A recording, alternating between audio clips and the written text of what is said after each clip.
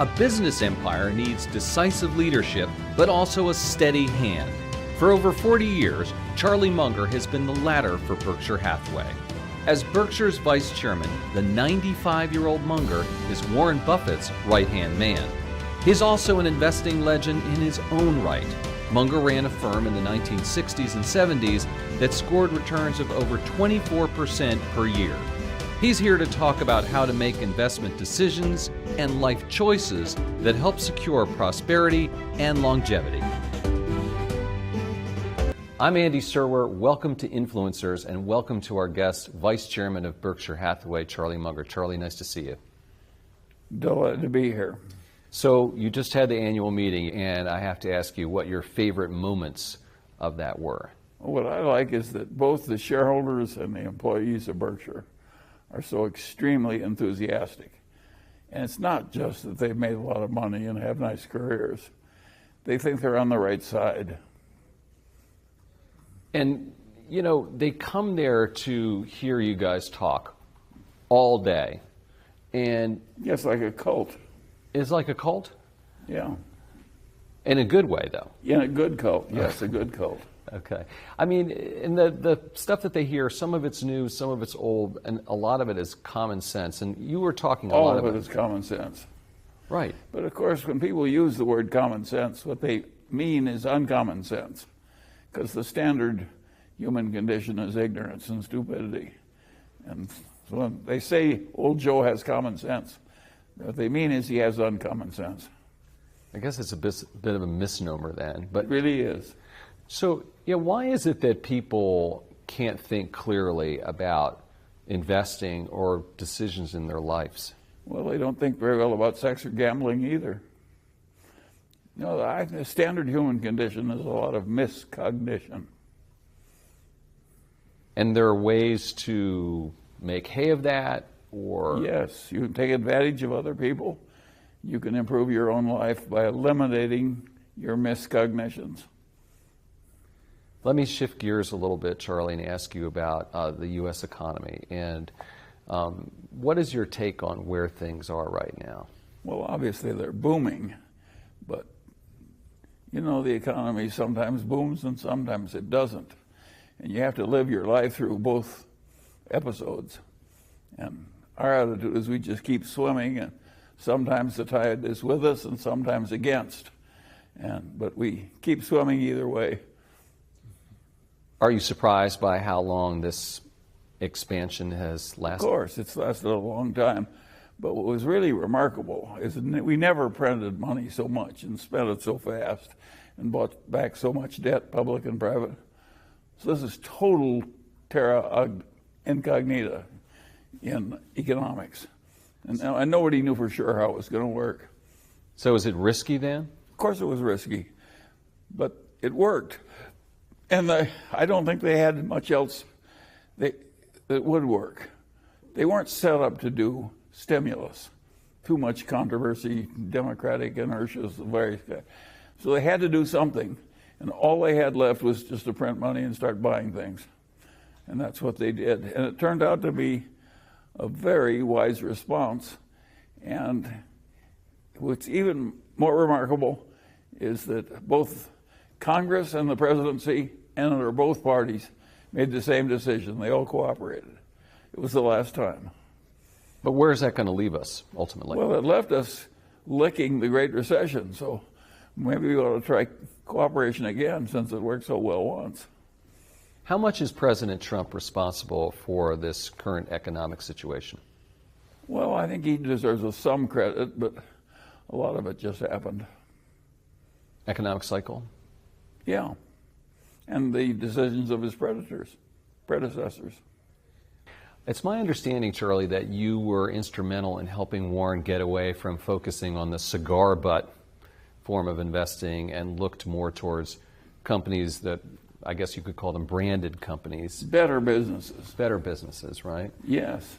How did you help him make that decision? Well, it was perfectly obvious, and he'd made so much money in the other technique that it was hard for him to leave something that had worked so well. But it was not going to scale. So when he started looking for investment values in great businesses that were temporarily under pressure, it changed everything for the better. Now we could scale up to the big time. Are Apple and Amazon technology companies, or are they brand companies? Both. Someone told me they asked Warren if he could buy one brand, this was about 40 years ago, what that company, what that brand would be, and he said Gillette, which makes sense. What would that company be today? Coca-Cola. Still? If you take the amount of Coca-Cola drunk in the world in the main flavor, it's one hell of a brand. Now, it's such a different product from this stuff on the internet. I don't have the same. My judgment would not be as good on the internet as it is on Coca-Cola. You also mentioned at the meeting yesterday doing billion-dollar deals overnight with very short contracts. Yeah, we've always done that. Has that ever blown up on you? I can't think of a single example in my whole life where keeping it simple has worked against us. We've made mistakes, but they weren't because we kept it simple. And that's simple. I would say that the chief advantage that Berkshire has had in accumulating a good record is that we have avoided the pompous bureaucratic systems. We've tried to give power to very talented people and let them make very quick decisions. Where do you think, Charlie, the biggest opportunities are globally right now? Well, I don't think we have a master plan of knowing where the opportunities are.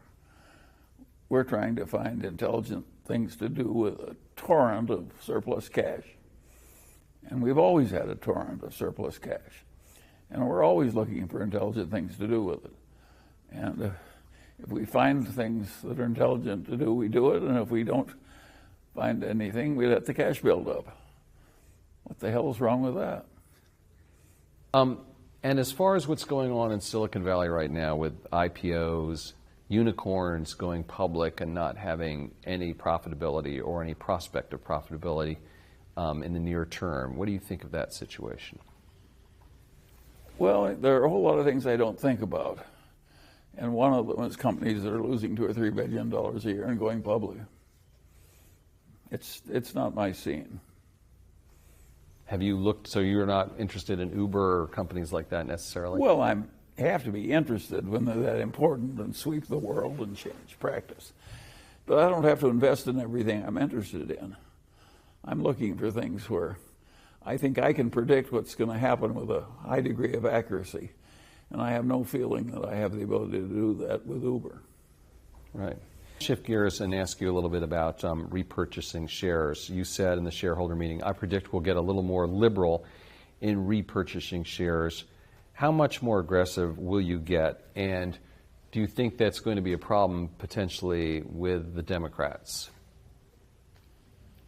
Well, a politician that's in the business of howling about something, trying to create a sense of outrage, they're always complaining about something. And it is true that a lot of people, it got so popular to purchase shares that some people repurchased them even when they were too high priced. We will never do that. We're only going to buy them back if they're too cheap. But of course that ought to be done. If you had a partnership of 3 of your crippled relatives and one of them needed some money, wouldn't you buy out the crippled relative with the company's money? It's just simple morality. But I do think it's being overdone by some people, and it undoubtedly is being done to prop up values, which I regard as an improper use of the share repurchasing technique. Should there be laws about that? No. There are laws, but we shouldn't be telling people what the right price is. Right. I was with some people just a few minutes ago, actually, and they were kind of recounting some of your zingers. Do you spend time before the meeting, say, oh, I've got like these 6 zingers I'm going to get out during the annual meeting? Never. Think of all the people you know that have tried to take one extra step and have fallen off a cliff. Well, on that happy note, we will conclude the meeting. That's just come to you? Yes. I think the meetings work better if they're spontaneous. If we were scripting things, I don't think people would like it. So you and Warren don't say anything at all before you sit down there? 0. You have no idea what's going to happen? That is correct. That's fantastic. So I want to ask you just a question or two about growing up. And you were at the University of Michigan, and you dropped out and joined the Army, right? I certainly did. And we all did in those days. Yeah, so how did the Army influence you? Well, everything influences you in your past life. And yes, of course it influenced me. I never wanted to be in a big bureaucracy. I was well toward the bottom. I finally got to be a second lieutenant in the Army. I was way down in the ranks, and nobody gave a damn what I thought about any subject. They just gave me a little job to do, and I was supposed to do it. And of course I didn't like that as well as having a freer rein to control my own destiny and so on. So I am much better adapted to being a capitalist operator than I am to being a cog in a bureaucracy. Did you ever get in trouble in the Army? Of course. Tell us about that. Well, my senior officers could tell I thought they were wrong. And I tried to hide it, and they could still tell. And so, of course, I never got in any serious trouble, but who in the hell likes a junior officer? You look over there, and he's plainly indicating he thinks you're an idiot. So that didn't work out too well. Well, it worked out all right. I did my work well enough so they didn't bother me. But it was not a milieu where I was going to succeed. Right. So how did you figure out? A lot of people look at your life and would want to emulate what you've done. Is that something that people can do? Look at someone like yourself and see your path. I mean, you're in real estate law, then investing. What do you even consider yourself? A businessman? How would you describe what you do?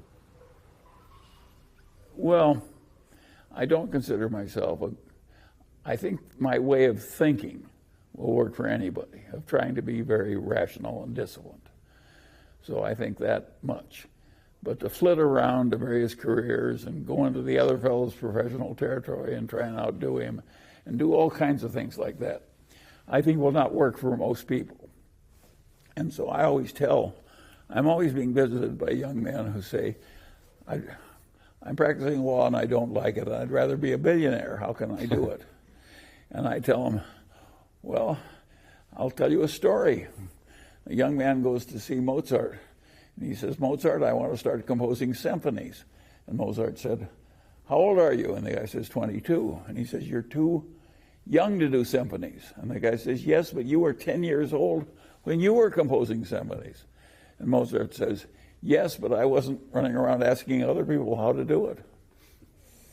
Right. So I think this flitting around business is something not everybody should try. Yeah, I think if I tried it again, it might not have worked as well. You said just figure out how I may to have do been something quite and lucky. do it.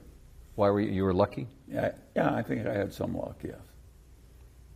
Well, but I think there's more to it than that. I mean, where were you lucky? Yes, the combination of luck and skill. That's what all good records are. Right. And finally, Charlie, I want to ask you a little bit about philanthropy. And, it seems like Warren's been sort of a little bit more upfront about that with Bill Gates and the Giving Pledge. And I know you're philanthropic as well. What is your thinking on that? How upfront? Well, I wouldn't sign the Giving Pledge because I've already transferred so much to my children that I've already violated it. So I think I'm seeking false credit if I join them and say I'm a big philanthropist that's going to give more than half of my wealth to charity. I've already given more than half of it to my children. So I can't join them. It's like coming back from the dead. I can't do it. But doesn't that make Warren mad? I mean, No, come on, he Charlie, doesn't. just He's shut not mad. something. When is Warren mad about somebody else's? Warren thinks that each Berkshire Hathaway is entitled to do with his own money what he damn pleases. So let me just follow up on that, what you did then. What was your thinking in terms of giving away money like that, though?